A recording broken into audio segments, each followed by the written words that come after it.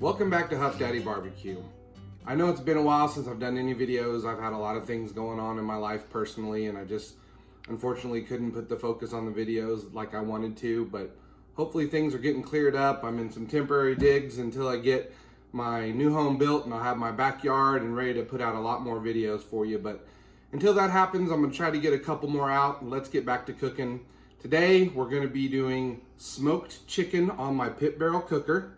And I have a secret that I bet not too many of you know to get crispy skin, something a little bit different. It's not just turning the heat up or rubbing it with oil or any of those special tricks you've heard before. This one's a little bit different and I'm gonna share it with you today. So we're doing chickens on the pit barrel cooker. Let's get started. All right, so I've got a whole bird here, and the first thing I'm gonna do is cut this bird in half, because in the pit barrel, you hang your chickens in halves. And I'm going to cut it in half, take the backbone out, split it, and get ready for a dry brine. So the first step is going to be a dry brine. Gonna put it in the fridge and let the salt work into the skin. And we're gonna do two things. One, we're gonna help get moisture in the skin, get seasoning in the skin, but more importantly, what we're gonna do is that salt is gonna be step one in dissolving the fat underneath the chicken. Your enemy to crispy skin is moisture. So what we're gonna do is get rid of the fat, because melted fat is moisture, and as it cooks, any fat underneath the skin would liquefy and keep that skin from getting crispy. So we're gonna do two things to get that fat out of there, and the first thing we're gonna do is put a dry brine on it using just salt, okay? So here we go. I've got a chicken. This is a whole chicken, no hormones, all natural. Got it from the local grocery. And here is the breast side. So I'm gonna actually flip it over. I'm gonna take my kitchen shears, and the first thing I'm gonna do is I'm gonna take out the backbone or the spine. And I'm just gonna put two cuts right down the side.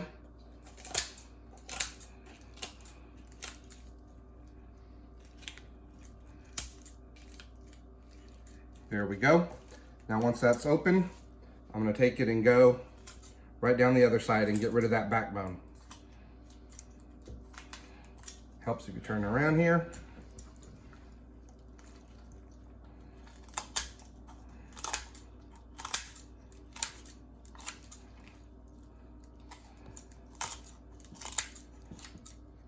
All right, now, whatever you do, don't throw this away. You can use that for chicken stock. It's excellent. Put it in with some onions, carrots, celery, boil it, get it down with the leftover chicken carcass after you smoke it. Make great homemade stock, okay?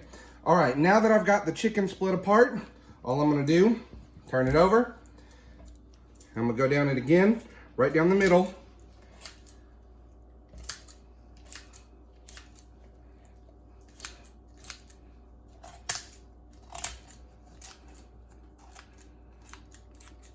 And there you go.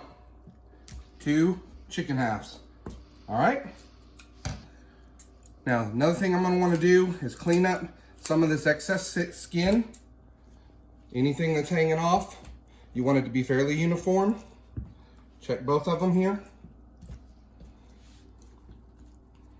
A little bit of extra skin here. Gonna go ahead and cut it off. All right. All right, looking pretty good. I'm gonna get this ready to salt it. Be right back. All right, so now that we've got the chicken cut in half, backbone cut out, and ready for the salt brine, the only thing I've done is I've taken my finger and I've gone underneath the skin and loosened the skin away from the meat. That way we can salt the meat itself. You don't want to put the salt on the skin. That'll draw the moisture to the surface, and we don't want moisture on the surface. So what we're gonna do here is I just have kosher salt, and we're just gonna salt relatively heavily the meat itself, okay? You can't really get to the wing, that's okay. You don't really want to pop that out. It's a little piece of meat. Don't need to worry about that as much. But we're just wanting to get the salt on the meat itself. So you can pull that chicken leg out on the other side and get that, turn it back over, ready to go. Okay, now we're gonna salt the other one.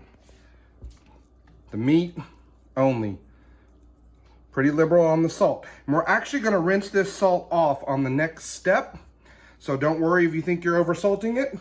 And don't worry if there's other seasonings you wanna put on the meat That's okay. We're gonna do that in the next step. Right now, we're just talking about getting salt on the meat itself. Okay.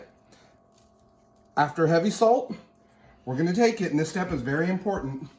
We're gonna put this open air in the refrigerator for at least 4 hours and let that salt go to work, dissolving some of that fat, and at the same time, letting the air that's circulating around in your refrigerator dry the top of this skin off, okay?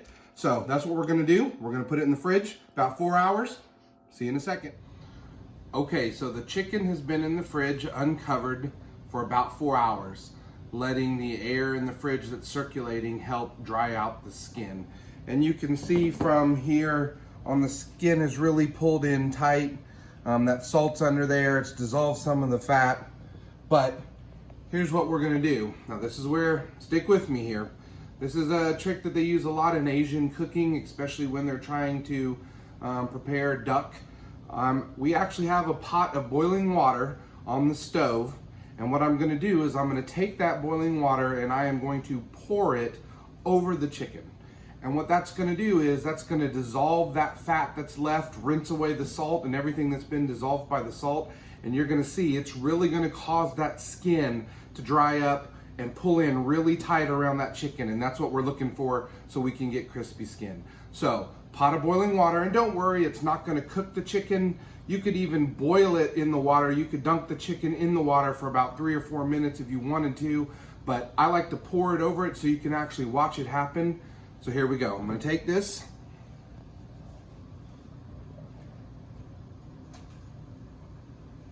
And you can see I've got the chicken on a tray, on a rack. I'm just gonna hold it over the sink and watch right here on the chicken when I pour this boiling water on it. Watch what happens to that skin. See how it shrinks up? Pours in real tight over the chicken. That's what you want. We're collapsing that skin, all that fat that's on there. Isn't that crazy? Any fat that you see, lumps of fat underneath, that's where you're gonna wanna concentrate that boiling water, okay? And you can see it's running off the tray and running right into the sink. All right, let me get this other side.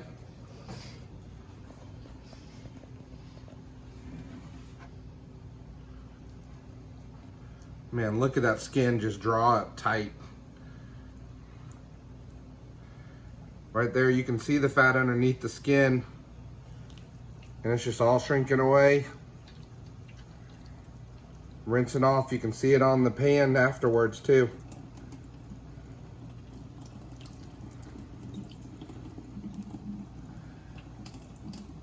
All right, so there you go. Now that we've got that done, we're gonna get all this water off of here. We're going to take the tray and we're gonna put it back in the fridge, and this time we're gonna let it sit overnight. Overnight in the fridge with the air circulating around it and really dry out all that skin. You can pat it down with the paper towel before you put it in there to help the process along, but overnight to let that skin continue to dry out. In the morning, it's gonna be real nice and tacky, and that's where we're gonna be able to put our seasoning on at the very last second, right before we throw it in the smoker. You're gonna be amazed at how crispy this skin gets. All right, put the birds to bed, tell them good night, see you in the morning. Okay, the chicken's rested overnight. I'm about to pull it out of the refrigerator, but before I do, I wanted to show you what we're gonna be cooking on today.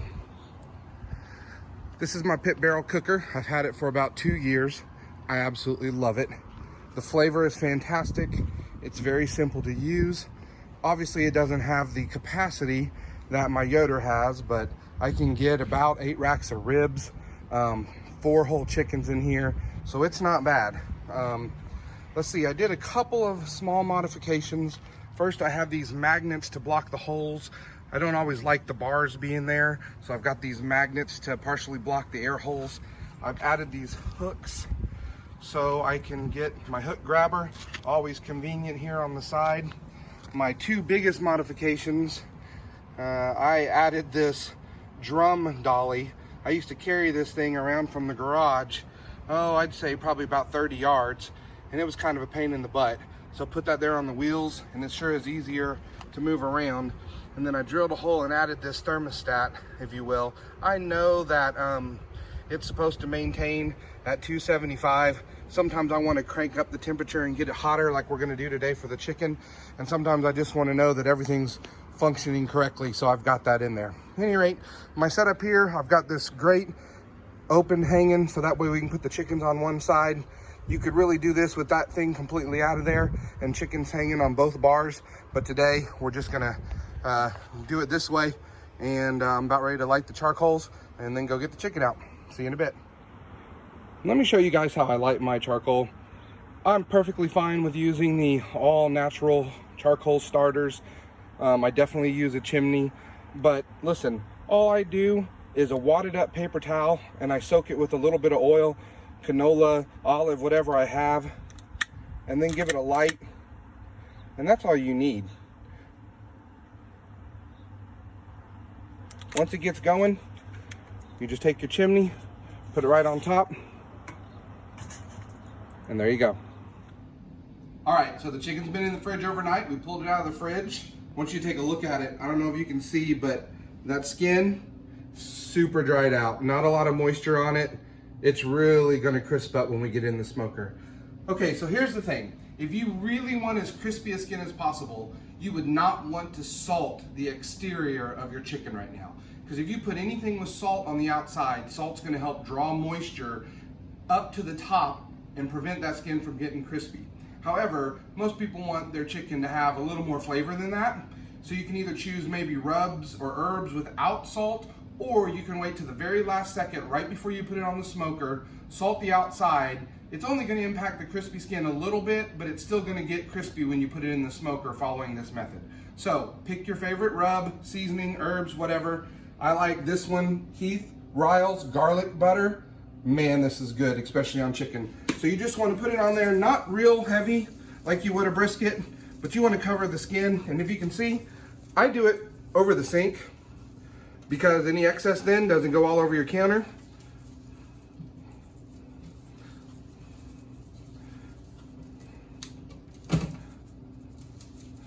Season them on all sides.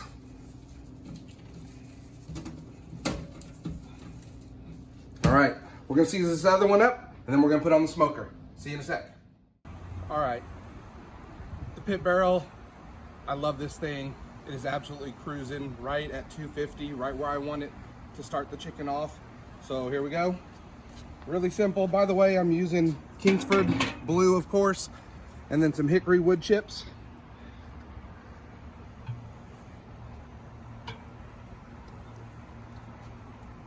And that's all there is to it. We're gonna hang those in there, close this lid. We're not gonna do anything to it for an hour. After an hour, we come back and check it and probably crank up the heat. All right, it smells absolutely amazing. It's been about an hour. Let's check on this chicken. Yep, we got that nice golden brown color. Look at those wings, man. That skin on there is already, I don't know if you can hear that. Yep, that skin's really gonna get crispy. Okay, so here's what I like to do. In the pit barrel, at about 250, 275, it takes exactly 2 hours for the chicken. So now that we're right at the hour mark, I'm gonna crack the lid a little bit and watch it, and I'm gonna let the temperature in the fire really come up. You want that nice high heat to really get that skin crispy. So I'm gonna open up my vent down here just a little bit. Leave this lid cracked for about 5 minutes to get that temperature up. Come back and close it back down and let them finish cooking. Okay, sun's out, chicken's done. Let's get it pulled, time to eat. So I've been running it the last 45 minutes or so. It's been on 2 hours total. I've been running it the last 45 minutes or so at about 400 degrees. So I could get that skin we all want. Come on.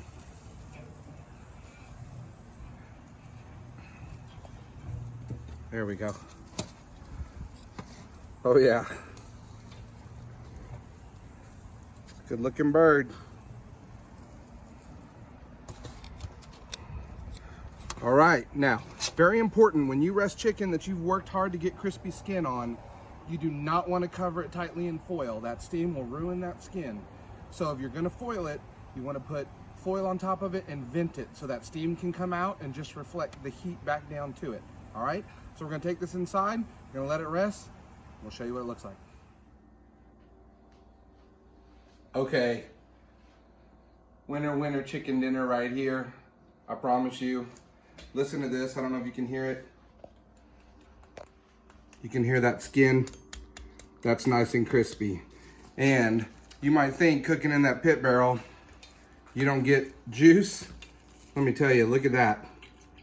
That is some juicy chicken. Ooh, it's hot. Right here. Absolutely money.